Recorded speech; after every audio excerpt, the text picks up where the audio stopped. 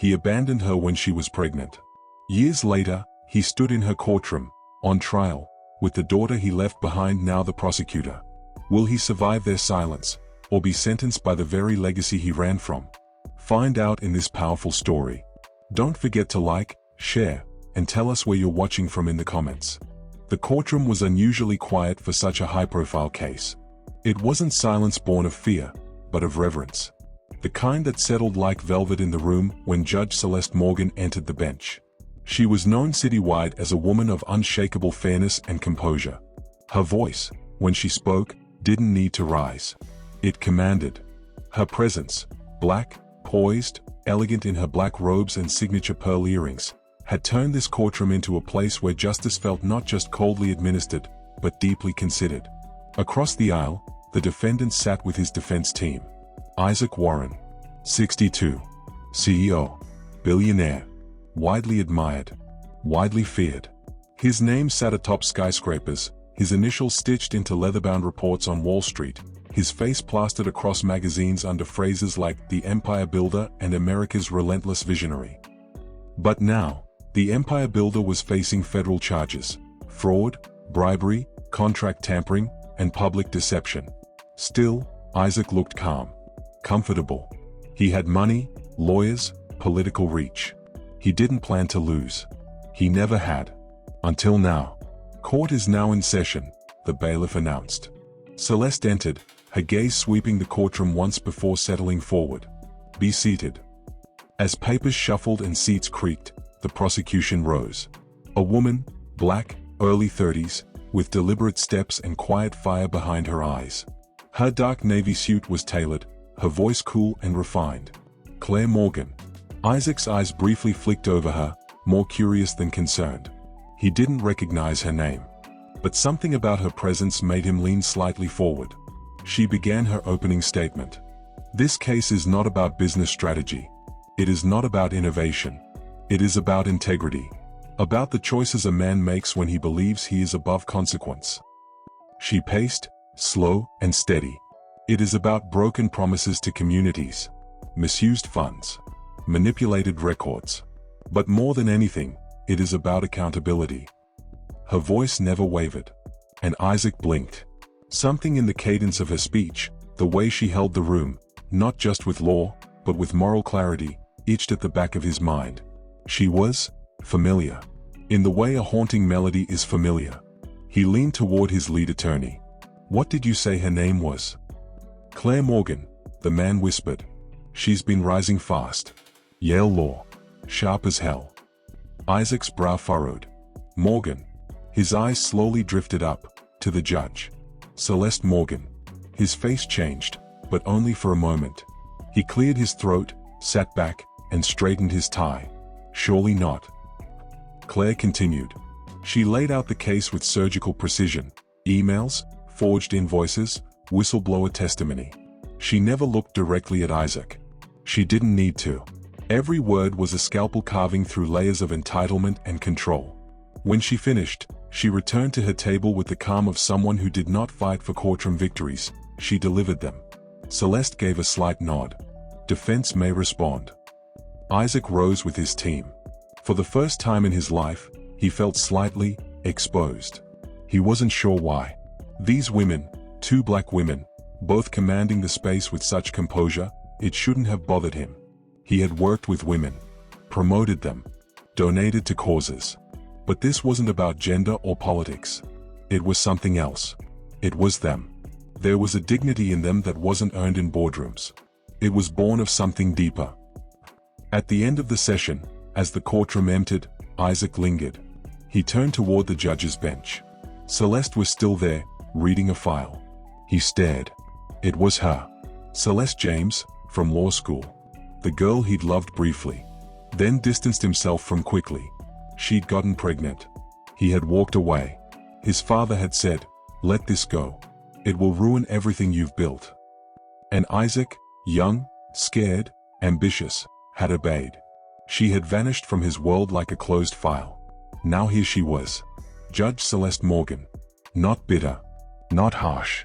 But unmistakably powerful. And the woman beside her? Claire Morgan. The age. The face. The fire in her voice. His daughter? Isaac's hands trembled as he reached for his briefcase. But he said nothing. He walked out in silence. The past, once buried, now walking the halls of justice, in heels and robes. The courtroom lights had dimmed, the reporters gone for the day, but the weight of truth lingered in the air like a storm not yet fully formed. Isaac Warren sat alone in the back of his car, his driver silent as the city rolled past the windows. The city he helped build. The name Warren echoed from buildings, plaques, and press releases. But tonight, none of it felt grounding. He couldn't shake the image of Judge Celeste Morgan, still, straight-backed. Her voice like velvet-wrapped steel. It was her. He was certain of it now. And the prosecutor? Claire Morgan. He whispered the name again in the dark. There had been whispers, years ago. A pregnancy. But Celeste had never reached out. Never filed for support. Never even returned his last message. And he'd moved on. Compartmentalized. Convinced himself it couldn't be true. She had been ambitious, too. Maybe she wanted freedom. But now, sitting in silence, surrounded by leather and chrome, Isaac realized. She didn't want freedom. She just didn't want him. And the daughter standing in court? That was his daughter. She had his eyes. Her mother's fire. And neither of them had used his name. The next day, testimony resumed. Claire stood as if she'd never left, hair pulled back, voice calm and cutting. She called her first key witness, a former accountant at Warren Global. He testified about falsified documents. Secret offshore accounts.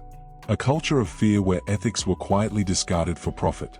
Isaac tried to keep his composure. He was trained for pressure. But every time Claire approached the bench, her tone unbothered, her logic airtight, he saw not just a prosecutor. He saw what she had become without him. Outside, news crews circled like vultures. Headlines began swirling. Judge Morgan presiding over Warren trial, a past connection. Who is Claire Morgan? Rising star prosecutor dominates in fraud case. Back in chambers, a clerk asked Celeste quietly, "Are you okay with the media noise, Judge?" Celeste smiled faintly. "It's just noise. The work speaks for itself." She dismissed the concern. Gracefully. As she always had. That evening, Claire arrived at her mother's brownstone apartment. It was modest, sun-drenched, with shelves of books and photos, not of celebrities or trophies, but of courtroom victories, neighborhood outreach, and community dinners. "Dinner's in the oven," Celeste called from the kitchen. Claire walked in and sat at the table, removing her heels like she always did. "I saw the headline. They're starting to connect the dots." Celeste wiped her hands and poured tea. "They can speculate," she said. "But you and I, we know the truth." Claire hesitated. "Do you think he knows?" she asked, voice soft. Celeste looked out the window for a moment. "He will. If he doesn't already." Claire stirred her tea. "He watched me the whole time today. Like he was searching for something." Celeste sat beside her daughter and placed a hand over hers. "You don't owe him anything. Not anger.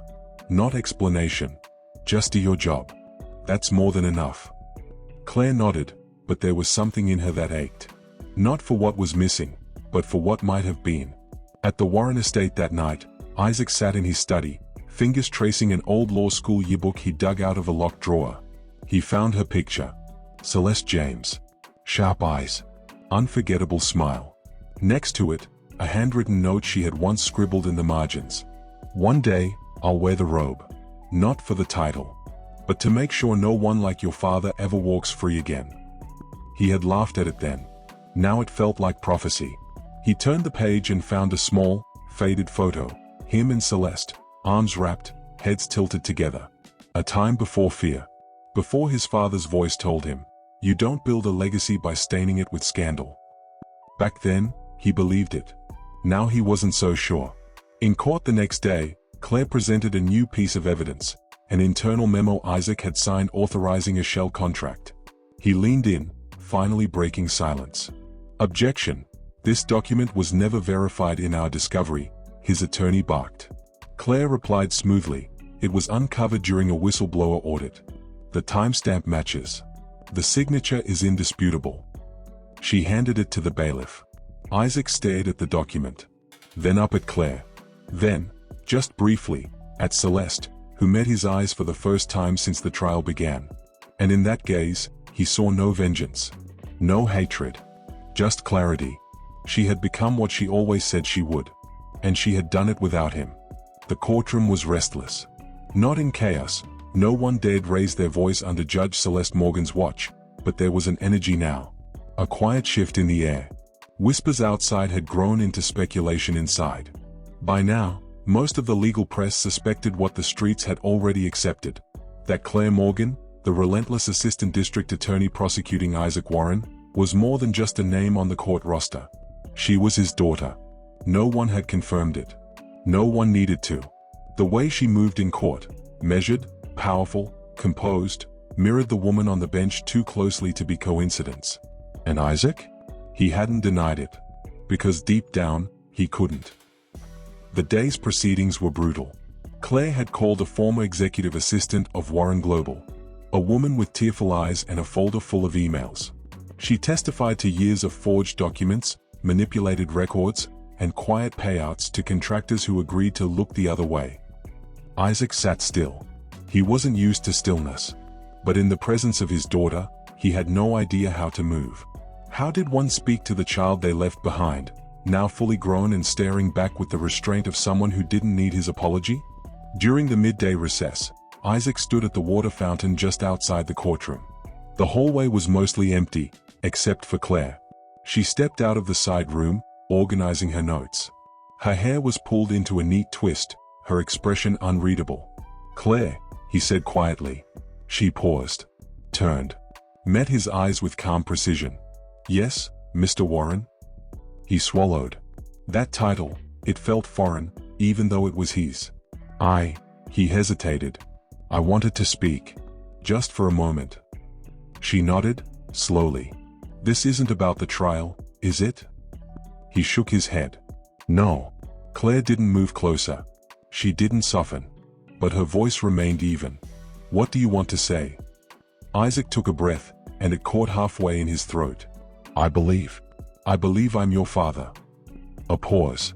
Claire tilted her head slightly. "You believe that?" He winced at his own wording. "I know it. I recognized your mother the moment I saw her. I recognized you, after the second day. I've been thinking," she offered. "Yes." She stared at him for a long moment. Not with anger, but with something else. Distance. "You may be my biological father," she said carefully. "But fatherhood doesn't live in biology." He looked away, ashamed. "I know. I made mistakes. I was young. Pressured. I didn't know how to." "My mother was young too," Claire interrupted softly. She didn't walk away. He looked at her then, truly looked, at the sharpness of her cheekbones, the strength in her eyes, the calm that felt inherited from a woman who had never bent. "I don't expect anything from you," he said. "Not forgiveness. Not connection. I want you to know I'm proud of you." Her face didn't shift. Not right away. But something flickered in her voice. "I'm proud of myself," she said. "Because I had her. Because she never let me doubt who I could become." He nodded slowly. "You've become everything." "No," she said, gently correcting him. "I've become what you never stayed to see." And with that, she turned and walked back into the courtroom, heels clicking, papers in hand, and a presence so composed it could silence thunder. That afternoon, the final witness was called. A city contractor who testified that Warren Global's fraud had caused a housing project to collapse, literally and financially. Dozens of working-class families displaced. A playground never built. A promise broken. The courtroom was silent. Claire rose for cross-examination. But she didn't posture. She didn't even raise her voice. She simply asked, "Who signed the final contract on that project?" The witness pointed directly at Isaac Warren. "And were you aware it was falsified?" He nodded slowly. "Yes." Claire turned to the jury. No further questions. She returned to her seat. Quiet. Steady. Celeste watched her daughter from the bench. No words passed between them. But Claire's poise spoke volumes. She was not there to avenge. She was there to uphold. That evening, Celeste sat alone in her chambers, reviewing the court record. The door opened softly. Claire. They hadn't spoken privately in days. Everything between them had remained professional, measured. But now, alone, Claire looked at her mother, not as a judge, but simply as mom. "He knows," she said quietly. Celeste looked up. "I figured he might." "I spoke to him," Claire admitted. Celeste didn't react with surprise. Only asked, "And?" Claire paused. Then said, with certainty, "He's sorry. I could hear it. But it's not mine to carry." Celeste nodded, her eyes kind. "You were never built to carry his guilt." Claire sat down. "I'm not angry," she said. "Just whole. Without him." And Celeste, with a soft, proud smile, reached across the desk and took her hand. "You always were." The final day of the trial arrived like a still breath before a storm. Inside the courtroom, every seat was filled. Law students, reporters, legal analysts, even quiet community elders who had followed Judge Celeste Morgan's rise for years. The room pulsed with restrained anticipation. But there was no spectacle here. No gavel banging. No shouting matches. No drama. Because in this courtroom, truth didn't need theatrics. It had already been spoken. And now, it only needed to be answered. Isaac Warren sat at the defense table in a charcoal gray suit. Not the kind worn to impress, but the kind worn to appear smaller. He no longer radiated certainty. The edges of his jaw were softer. His hands folded, not clenched. He had listened. And he had heard. The jury filed in. Their faces still, unreadable. The foreperson stood. On the charges of corporate fraud, conspiracy, and obstruction of justice. We, the jury, find the defendant guilty on all counts. A quiet exhale moved through the courtroom. Not satisfaction. Just confirmation. The law had spoken. Claire did not smile. She didn't even blink. She simply nodded and sat down. A job finished, a weight not carried but honored. The sentencing came a week later. The courtroom was quieter this time. Fewer cameras. Fewer suits. Just the people who mattered now. The judge, the defendant, the daughter, and a city watching from the shadows. Isaac stood before the bench. His lawyers had advised a written statement. A press release. A plea for leniency. But he had declined. He had one more chance to speak. He glanced at Claire. She did not look away. Then at Celeste. She met his eyes, and this time, he felt it, the full weight of the woman she had become. And the lifetime of what he had missed. He cleared his throat. "I came into this courtroom thinking I would win," he said softly. "That power and legacy were enough. That if I could explain the past, it would somehow soften the present." He paused. "But I see now. I was never on trial for what I built. I was on trial for what I abandoned." A hush fell over the room. Isaac nodded once toward Claire, not seeking approval, just offering truth. And to the woman who raised her, he said, voice trembling slightly, "I may never earn your forgiveness. But I see you now. Both of you. And I'm sorry I didn't earlier." Celeste studied him for a long moment before speaking. Her voice was even, her face composed. "Mr. Warren, the court does not measure guilt by apology. Nor does it measure justice by sentiment. But I believe people should be judged not only by their failures, but by what they do when they are finally confronted with them." A pause. "You will serve 18 months in federal custody, followed by 3 years of supervised release. The court also mandates full restitution to the affected communities, and a permanent bar from future corporate holdings." No gasps. No outrage. Just justice, measured, fair, final. She added, quietly, "This court does not punish you for walking away from us. That was never our burden. This court holds you accountable for walking away from what you knew was right." She tapped the gavel once. Court is adjourned. Afterward, Isaac was led from the courtroom without cuffs. Claire stood in the hallway, watching him pass. He paused near her. No words this time. Just a moment of stillness. He nodded, grateful, broken, humbled. She returned the gesture. Not as a daughter. Not as a prosecutor.